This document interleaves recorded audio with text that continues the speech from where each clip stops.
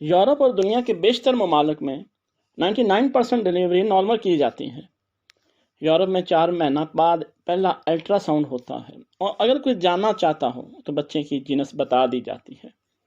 Delivery کے وقت خامند عورت کے پاس ہوتا ہے اور کمرے میں 1 یا 2 نرسیں ہوتی ہیں۔ کسی قسم کی دوائی نہیں دی جاتی۔ عورت درد سے چیختی ہے مگر نرس اسے صبر کرنے کا کہتی ہے، اور 99% ڈلیوری نارمل ہی کی جاتی ہے۔ نہ ڈلیوری سے پہلے دوائی دی جاتی ہے نہ بعد میں۔ کسی قسم کا ٹیکہ نہیں لگایا جاتا۔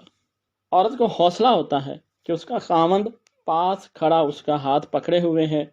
ڈلیوری کے بعد بچے کی ناف کینچی سے خامند سے کٹوائی جاتی ہے اور بچے کو عورت کے جسم سے ڈائریکٹ بغیر کپڑے کے لگایا جاتا ہے تاکہ بچہ ٹمپریچر مینٹین کر لے۔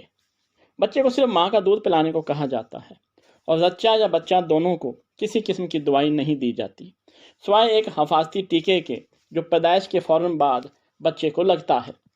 پہلے دن سے ڈلیوری تک سب مفت ہوتا ہے، اور ڈلیوری کے فوراً بعد بچے کی پرورش کے پیسے ملنے شروع ہو جاتے ہیں۔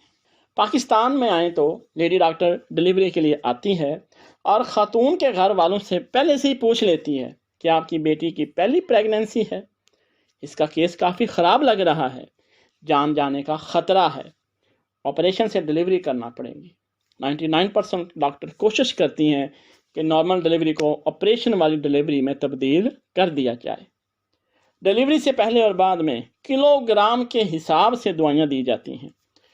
ڈلیوری کے وقت خامن تو دور کی بات، خاتون کی ماں یا بہن کو بھی اندر جانے کی اجازت نہیں ہوتی، اور اندر ڈاکٹر اور نرس کیا کرتی ہیں یہ خدا جانتا ہے یا وہ خاتون۔ نارمل ڈلیوری 20-30 ہزار میں اور آپریشن والی ڈلیوری 80-90 ہزار میں ہوتی ہے۔ تو ڈاکٹر کا دماغ خراب ہے، نارمل کی طرف آئے، آخر اس کو بھی تو اپنے خرچے پورے کرنے ہیں۔ بچوں نے اچھے سکولوں میں جانا ہے، نئی گاڑی لینی ہے، بڑا گھر بنانا ہے۔ اسلام کیا کہتا ہے؟ انسانیت کیا ہوتی ہے؟ سچ کیا ہوتا ہے؟ پہاڑ میں جائے، صرف پیسہ چاہیے۔ ویڈیو دیکھنے کا شکریہ۔